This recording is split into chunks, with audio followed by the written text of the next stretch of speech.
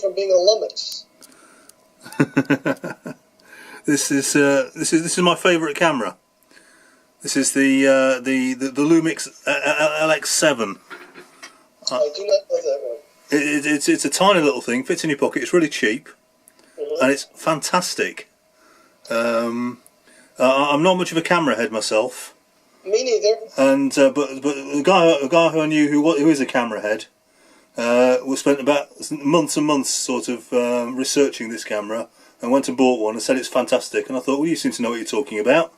So I bought one, and I've been using it ever since. It just does everything I need it to do. It has a Leica lens, huh? It does, and it's a nice wide lens as well. And I put it on the end of a monopod and sort of wave it around, and it works really well. So Well, go on. Go ahead. I was going to say I've shot some of my projects on this camera. Little Canon. It's a little pocket. Yeah, and it does the trick. So, that works for me. Yeah. I mostly try to work with like the 5D or the 7D Mark III. Yeah. And a few other cameras even better. But, I'm not going to be held back if I can't get those cameras. Yeah. There's clearly very little holds you back. Right. You are quite prolific. You've absolutely bombarded us with films, and one thing I do particularly admire, you seem to have quite a good core of actors. Yes. Where do you find these people? Well, I've been in LA for a long time, since '93, and I've taught method acting workshops, and I've also worked with a few different groups. I've worked with one group called OPM, which is Open People's Minds. It's an Asian American comedy troupe, and although not everybody is Asian American, there have been African Americans and white people and Indian American, not Native American, but Indian American. And so I've collected a bunch of real professional actors, and they like my writing enough that they're always willing to be in my projects. So that's a gift to me. Yeah. And what about, do you use crew, or do you shoot it all yourself? I would say 90% of the time, if there is a crew, it's one other person. Yeah. It's somebody who owns a camera, and very often no audio gear. Right. So lots of times it's built-in mic. Yeah. But there are times when I'm with people who have all the gear, and that really makes... like we shot the one Wallpaper, if you remember that one. I do, yes. A couple in the car, yeah?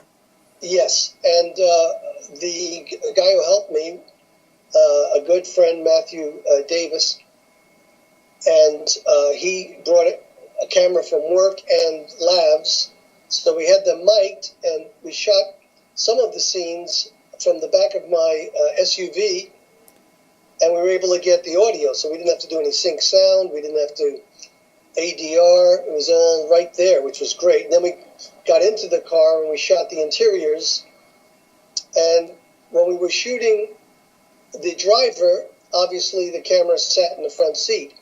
When we shot the passenger, the female, we framed her in the back seat, but it looked like she was still sitting at the same window. Right. So that the camera could be right next to her. Yeah. I'll go back and look at that and see if I can spot it now. I certainly didn't spot it at the time. You won't spot it. Like I say, you are prolific, and you seem to me to be a filmmaker who does these things for the sheer pleasure of it. Well, absolutely. I am a gilded director, but in the past 10 years I've been doing mostly my own thing. I've worked a number of times overseas in the Philippines at a film school there. But I'm hoping, I'd love to monetize. If I had budgets, I have screenplays, full screenplays, but that takes a budget. And so, but I'm not going to stop because I don't have a budget. That's exactly our philosophy. Yes. We sort of believe that money shouldn't hold you back. And there's no excuse for not being creative. Well, one of the things when I was teaching filmmaking, I've said to my students, first of all, not having a budget forces you to be more creative. So, like the film you picked, Poked, there's that low-angle shot of the large black man walking.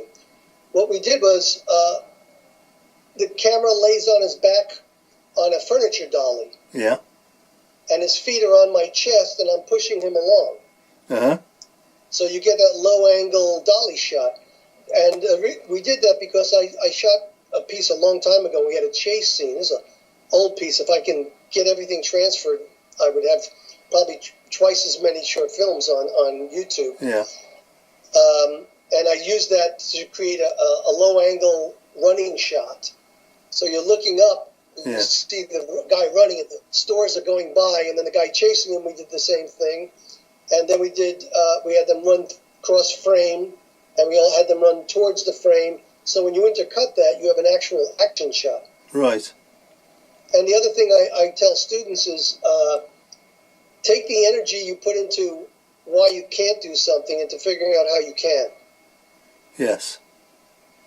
Yes, I find I go along to filmmakers' discussion groups and things like that, and people always seem to have an excuse why they can't actually get on with it and do it. And what money gives you is control. Money allows you to say exactly what it is you're going to do, and it allows you to get it there and get everything to behave as you want it to behave. But without money, you just have to open yourself up to serendipity. And quite often you get something better than what you actually planned. Oh, yeah. You have to, I started out in college, in the third college I went to, I was an art major. And one of the things I learned was let the medium speak to you. Listen to it. Pay attention. And when I was teaching filmmaking, I'd say there are 3 times that you're writing. When you're writing the script, when you're shooting the script, and then when you're editing. Yes. Because if you're open to it, you're going to have ideas and go, oh, let me take this image and steal this audio, and it wasn't planned and it works out brilliantly. Or you flip an image so that the eye line match is correct. And I call that the cheating magic of filmmaking. Yes. There's something about having all your hands on the components that you've got, and realising that some bits are better than others. And I quite often have to sort of save an edit. Yeah. It's what's been given to me just isn't working, and you have to sort of mess about with things and make it all fit. And then you're thinking, I wish they'd shot this and I wish they'd shot that, but they didn't. So we'll put these little bits in. And if you spend long enough on an edit, you can achieve anything. There comes a point where you just have to call it a day. You're right. There's a point where you can overwork something. Yeah. You have to have an instinct about it and a trust. You have to trust that, that's good. And you have to learn how to slap around your inner critic, because your inner critic will sometimes take you off course rather than trust your instinct rather than the voice. Yeah. But one of the things I try to do also, because I write so much, is I try to get people to take some of my material and go shoot it. Let me see what you do with it. So and don't ask me for help, because I don't want to influence the interpretation. I'm waiting on a friend from New England who said he shot a piece that I wrote, and I'm dying to see it. And I'm waiting also for there's a film I wrote a screenplay for, short film that my friend shot in Ghana. Uh-huh. And it came out great, and I'm dying, he doesn't want to screw up festivals, so, I'm waiting so that I could start to share it with people. Right. But he's afraid of, they all want first release or something to that effect. Oh, we don't mind that sort of stuff. Yeah, of course not. So I'm always looking for people. Our mutual friend David. Yes. I sent him a monologue that I wanted him to shoot in London. Yeah. And I said, just make it make it English. Make the backdrops English. He said, "Oh, I want to work on my American accent." I said, "No, I've got plenty of American accents." I said, "Make it English." And he said, "Yeah," and he loved it. But then he said he got too busy and couldn't do it, or whatever. Uh-huh. But you were talking about people who in your groups who have excuses why they can't do something. I know people here in LA that have all the gear I wish I had, everything, and they do nothing. Yes. They make excuses. This. And when I'm teaching filmmaking, or any art for that matter, I always go, there's 3 Ps, which is perfectionism, waiting for everything to line up, leads to procrastination, which leads to paralysis. Yes. So, and I don't mind stealing from Nike and say, your mantra should be just do it. Yes, absolutely. Absolutely. Just do it. Well, you're exactly our sort of filmmaker. I wish you luck with all of your projects. You clearly don't need luck. Thank you. You have all the application and drive anybody would want. I bet there's an awful lot of people that depend on you for this sort of thing. I bet there's an awful lot of people who derive an awful lot from your efforts. Well, there are those who seem to really get what I do, because I do drama and comedy, as you've seen. And then there are those who, I share everything on YouTube, and then I share it on Facebook. And there are some people that no matter what you put up, they come back critically. Yes. And one person, I called him on that. He's a Facebook friend, not somebody I met even. Yeah. And I said, you always seem to have something critical to say. And he goes, well, I guess I got that from my mother. And I said, you do realize that it diminishes your credibility, because you're not somebody who's ever goes, I like this, oh, this is good. So when you do say something critical on a negative or whatever, however you want to word that, you kind of go, okay, I could take that, because when he likes it, if a person gives you this is really good, and then when they say this is not so good, you at least know that they don't have a problem in general, that they're actually making an assessment of that piece. Yes. And the other part of it is, though, I listen to all comments and critiques, but in the end, sometimes I agree, and sometimes I have to go, you know what, I trust my artistic choices. Yeah. Yes, I mean, it's very difficult to make a film that you're completely happy with, I find, but if you give it a year, look back on it after that amount of time, and suddenly they seem to have got a lot better. Well, you know what it is? I look at people like Woody Allen, who says he can't look at his old works because he sees things wrong and he wants to change it. Either I'm delusional or I'm just an optimist, but when something works, I'm able to go, yeah, that feels good. I really like that. I like how it turned out. And I'm forgiving of some of the shortcomings, because we're doing it guerrilla. We're not getting any help. Yeah. So, to pull anything off, that's your passion and your drive, and you have to forgive that it's imperfect. First of all, nothing's perfect. Yes. And I always say, don't strive for perfection. It doesn't exist. Strive for excellence. At least you can achieve that. Yes. Yes.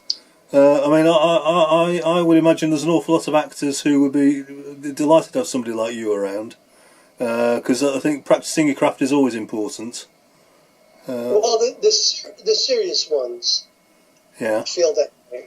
I know a number of really good actors, and they get paid professionally, and yet they still go out and help student projects by acting in them, or independent projects like mine, because it's still acting. It's almost like saying, gee, I don't have the right color crayon, so I'm not going to draw. Yes. Whereas, and not just that, but one of the things I do on LinkedIn, which I don't know how to use to get a job, is I reach out, because I come originally from Brooklyn, New York, and it's tribal there. It's community. It's we all take care of each other. And in a city like LA, and I'm sure in most cities, big cities, it's hard to create community, especially in a competitive field. Yes. And I'm more of Robin Hood and his merry men than the Lone Ranger. Right. Yes. You know, I started out doing stand-up, and without trying to sound immodest, I did very well, but I didn't like working alone. Yes. So I would come off the stand, and I'd have a great night, and people are slapping me on the back, and I'm kind of embarrassed.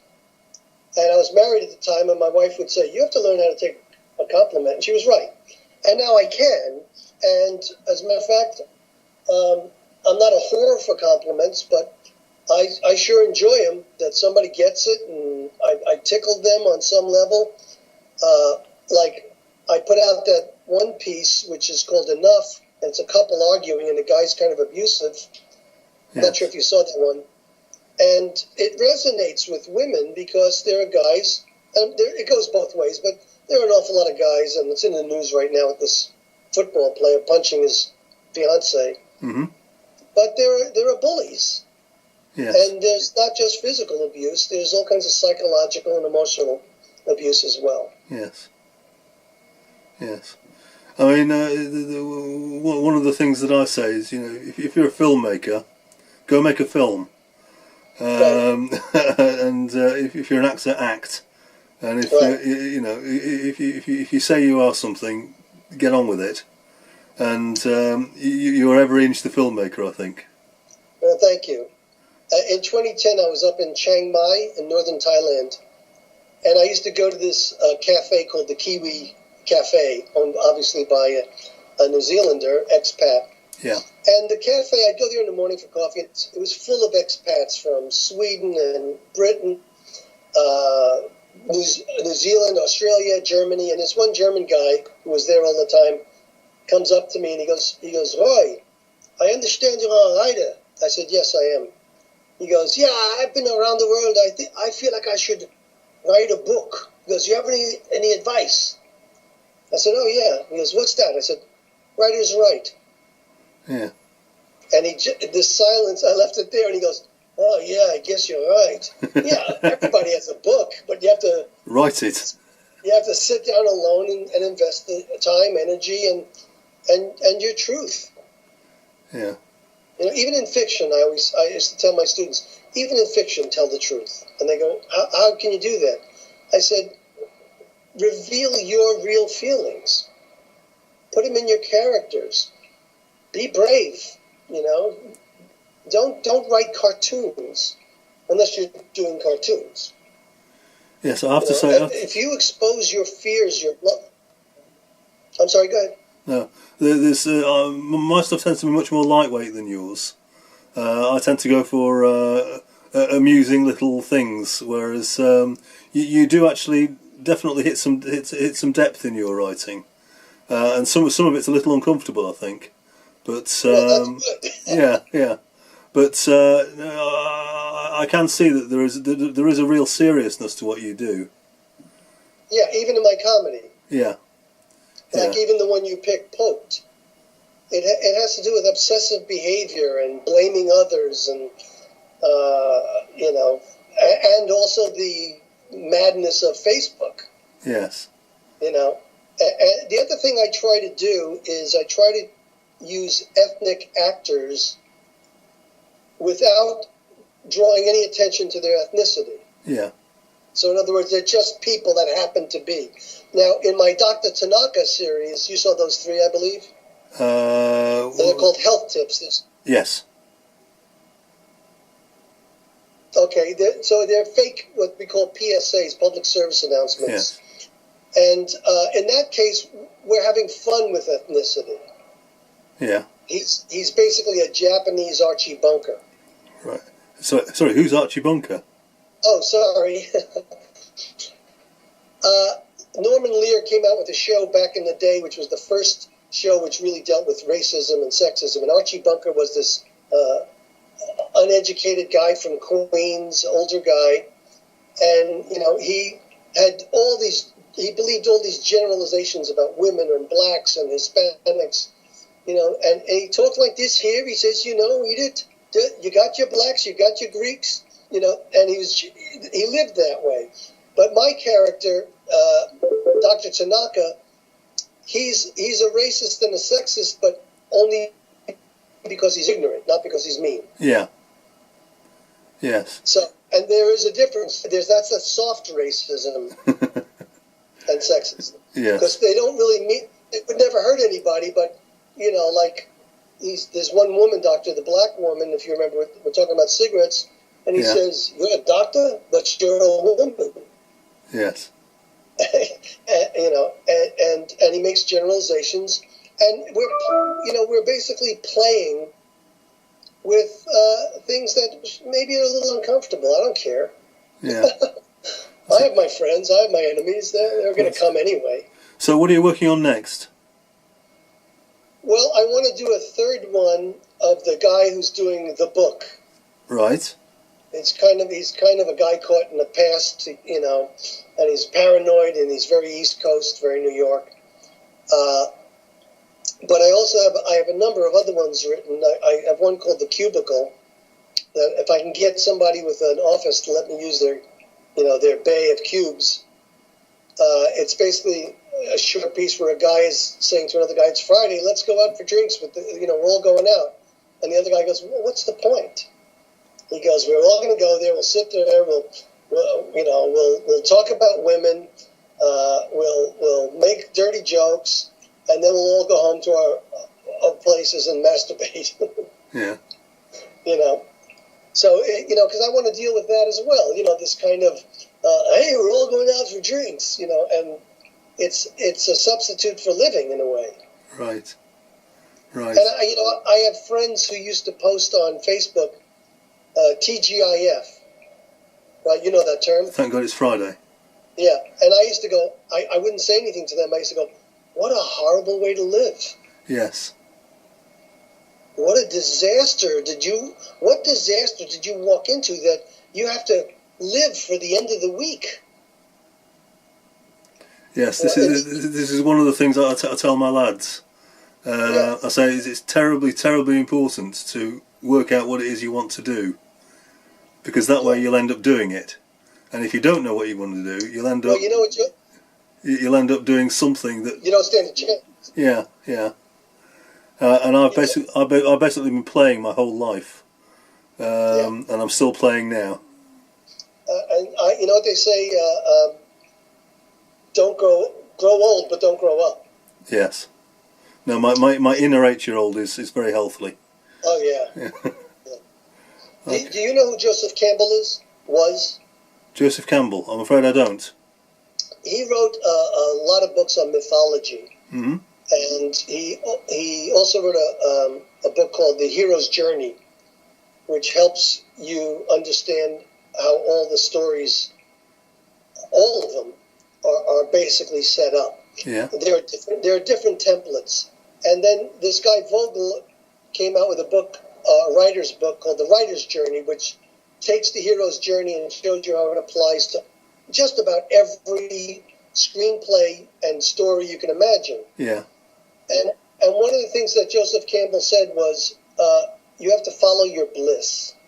Mm-hmm. And, there's that old expression, if you do something you love, you'll never work a day in your life. Yes.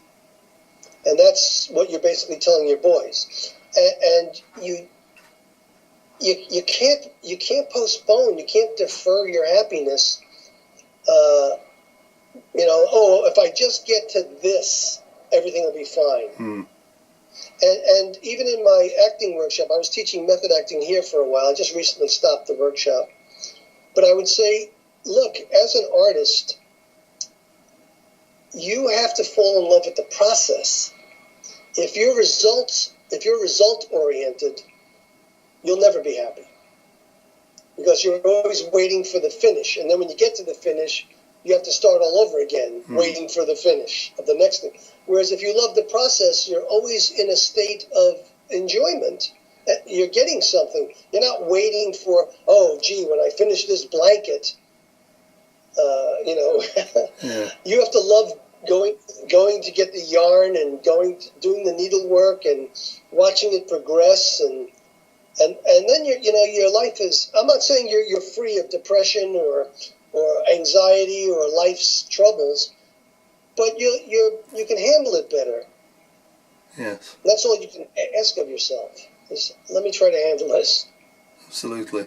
Well, I'm afraid I'm very much in the process of trying to get the film festival together for next week now, and I'm not completely enjoying the process at the moment, but I've enjoyed this part of the process. I was supposed to talk to you for 3 minutes, and we're now approaching half an hour. I've got more editing to do now. Yeah, I mean, I completely agree with everything you said. You and me are very different in the work that we produce, but I think we approach our work in a very similar manner. And I do watch your films, and I do admire them, and I'm pleased that you are exactly what I assumed you were. Insane? No, not at all. Somebody who just gets on with it. Yeah. And I find that very refreshing, and there should be more of us. Well, if you ever want material, or directors who want to shoot things, I have so much material I'll never get to do them all. Yeah. So just let me know, and feel free to share any of my YouTube links. Yeah. And have people subscribe, because one thing about YouTube is if you get it's a high number, but if you get a high number of subscribers, they let you use their studio with all the gear. Right. And that would, I mean, they have sets and they have. But I have this. Well, I will still use that. Yeah. Okay. You know. Right. It's been a pleasure to talk to you, Roy. Any chance you're going to nip over to Sheffield for next week? I wish I could. Yeah. Okay. If I had the money, I'd be there.